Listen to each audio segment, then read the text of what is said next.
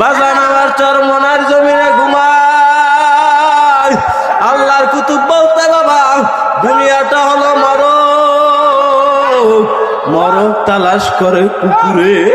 আমরা তো দুনিয়ার কুকুর হয়ে গেছি, দুনিয়ার পিছনে পাগল হয়ে গেছি, দুনিয়ার পিছনে পাগল হইয়া দুনিয়ার পিছনে ঘুরতে আসি।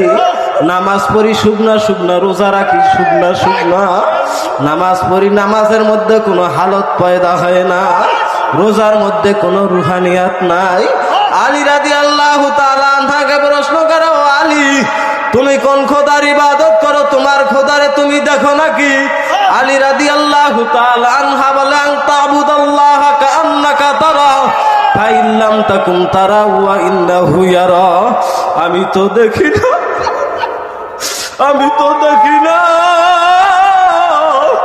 আমি যদিও না দেখি আমার মাওলা তো আমার দিকে তাকাইয়া আছে।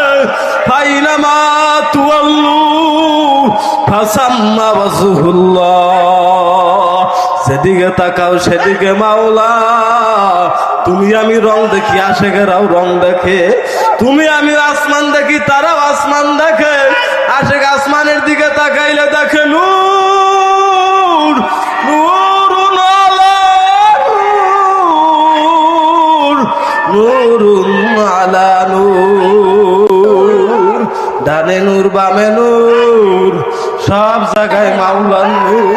আশেক ওদিকে তাকাইয়া দেখো প্রত্যেকের সিনায় মাওলার ইশকের নূরের আগুন। বলাও যায় না, সবাও যায় না। ও মেয়ে, তোমার ঘর হইলে তুমি সহ্য করতে পারো না। মা কইয়া ডাক দাও, বাবা কইয়া ডাক দাও।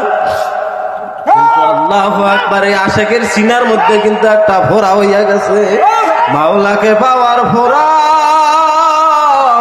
মাওলা ছাড়া কিছু ভালো লাগে না।